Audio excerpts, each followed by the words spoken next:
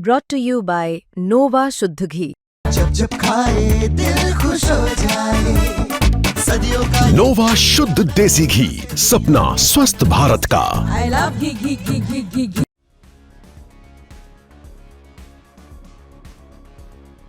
नेपाल में हुए तख्ता पलट के बाद अब माहौल वापस से शांत होता दिखाई दे रहा है। नेपाल की अंतरिम प्रधानमंत्री सुशीला कार्की आज सिंध दरबार पहुंची और औपचारिक रूप से पदभार संभाला। इस दौरान नेपाल के आर्मी चीफ भी उनके साथ मौजूद रही। पद संभालने के बाद अपने पहले संबोधन में ही कार्की ने साफ कर दिया कि वो यहाँ सत्ता का स्वाद चखने नहीं आई और जो भी लोग तोड़फोड़ की घटनाओं में शामिल थे उन्हें जल्द ही पकड़ा जाएगा। उन्होंने कहा कि मैं और मेरी टीम यहाँ सत्ता का स्वाद चखने नहीं आए हैं। हम यहाँ 6 महीने से ज्यादा नहीं रुकेंगे। तोड़फोड़ की घटनाओं में शामिल लोगों की जांच होगी।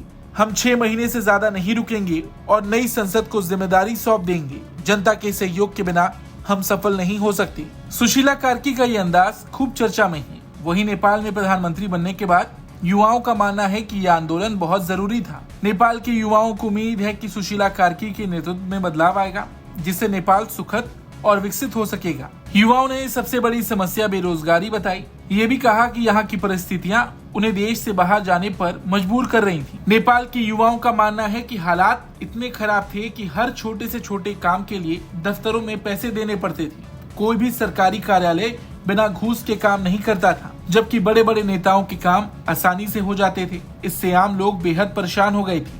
वहीं प्रधानमंत्री के पद संभालने के बाद हालात सामान्य करने की कोशिश तेज हो गई है। करीब 4-5 दिन बाद नेपाल भारत बॉर्डर आम लोगों के लिए खोल दिया गया है।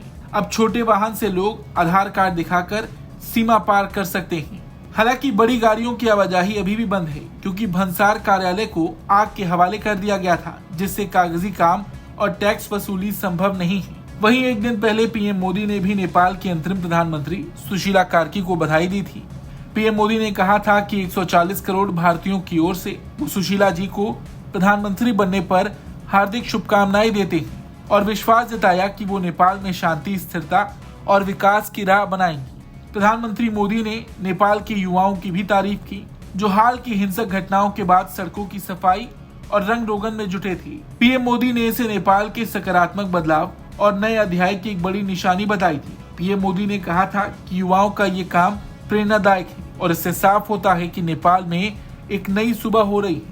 वहीं आपको बता दें, सुशीला कार्की के अंतरिम प्रधानमंत्री बनने के बाद नेपाल में लोगों को काफी उम्मीद है कि एक भ्रष्टाचार मुक्त सरकार बनेगी और प्रधानमंत्री समेत तमाम मंत्री जो भ्रष्टाचार के आरोपों में लिप्त थे, सबकी संपत्ति की जांच की जाएगी और नेपाल भ्रष्टाचार मुक्त होगा। इस खबर को लेकर आपका क्या कुछ कहना है, कमेंट करके जरूर बताएं। Bureau report, Bharat.